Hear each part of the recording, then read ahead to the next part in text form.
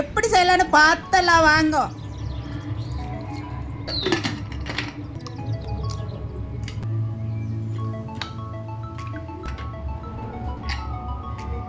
இது வந்து இந்த மாதிரி தோல் உரிச்சு எடுத்துக்கலாம். எல்லா உருளைக்கிழங்கையும் கிழங்கு நல்லா மசிச்சு எடுத்துக்கலாங்க. கீரைக்கு இந்த மாதிரி ஸ்பூனில் தான் நாங்கள் மசிச்சு எடுக்கணும். உருளைக்கிழங்கு பாருங்க நல்லா மசிச்சாச்சு. சாட் மசாலா, சிக்கன் பொடி இது 2 போட்டுக்கலாங்க. மல்லித்தூள், மிளகாத்தூள், மஞ்சத்தூள், இதுக்கு தேவையான உப்பு போட்டுக்கலாங்க.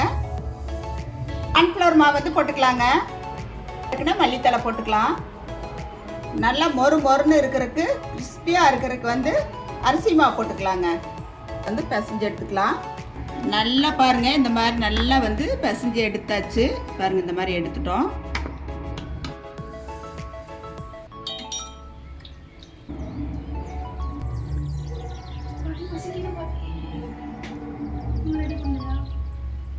பொட்டேட்டோ ஸ்டிக்கு இந்த மாதிரி செஞ்சு எடுத்துக்கலாங்க. பொட்டேட்டோ ஸ்டிக்கு செய்யறதுக்கு எண்ணெய் ஊற்றிக்கலாங்க. வடைச்சட்டி வச்சுட்டு எண்ணெய் ஊற்றிக்கலாம். இந்த மாதிரி நாங்கள் செஞ்சு வச்சுருக்கிறோம் பாருங்க.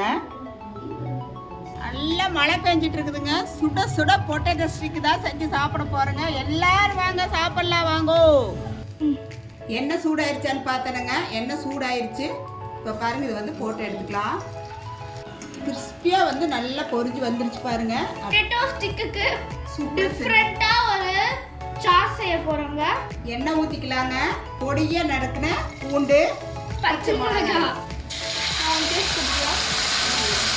டொமேட்டோ சாஸ் ஊத்திக்கலாம். பண்ணிக்கலாங்க. Soya sauce. பொட்டேட்டோ ஸ்டிக் சூப்பரா ரெடி ஆயிடுச்சுங்க. எல்லாரும் வாங்க சாப்பிடலாம் வாங்க. வீடியோ பிடிச்சிருந்தா லைக் பண்ணி ஷேர் பண்ணுங்க. நன்றிங்க.